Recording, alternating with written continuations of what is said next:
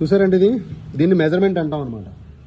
ఎందుకంటే మెజర్మెంట్ కరెక్ట్గా తీసుకుంటేనే మనం ఎగ్జాక్ట్ ప్రింట్ ఎక్కడ కావాలనుకున్నామో అక్కడ వస్తుంది.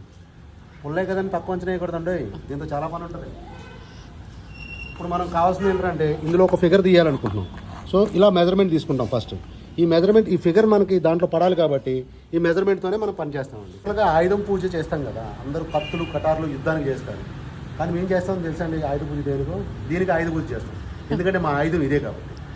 ఓకే, అవును. ఈ మెజర్మెంట్ గురించి మనం చెప్పాను కదండి, ఈ మెజర్మెంట్ వల్లే ఈ బొమ్మ అనేది కరెక్ట్గా ఇట్లా మధ్యలో కూర్చుంటుందండి. అన్నిటికీ కారణం ఈ యొక్క మెజర్మెంటేనండి. ఈ మెజర్మెంటేనండి అన్నిటికీ కారణం.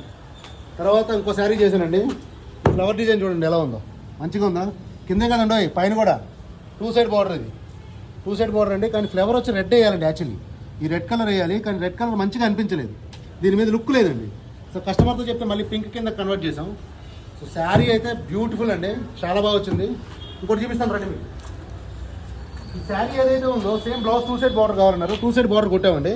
పైన బార్డర్ వచ్చింది, కింద బార్డర్ వచ్చింది. ఇప్పుడే చేశానండి జస్ట్, ఇది ఇంకా పచ్చిగా ఉంది ఈ తాంజావూరు పెయింటింగ్. సో దీని తర్వాత పోచంపల్లి డిజైన్ అండి, ఇది ఒక శారీ చేసాం. దాంతోపాటు ఇది చూసారండి, ఇది ఒక చీర. 4 శారీస్ అండి బాబు. ఈరోజు చాలా అంటే చాలా కష్టపడ్డా. 4 చీరలు చేశానండి. 4 శారీస్ అయినప్పుడు పొద్దున్నే సాయంకాలం అయిపోయింది. సో మన లాస్ట్ టైం పెట్టిన వీడియోకి చాలా మంచి రెస్పాన్స్ వచ్చిందండి. సో దానివల్ల శారీస్ కూడా చాలా ఎక్కువ వచ్చినాయి.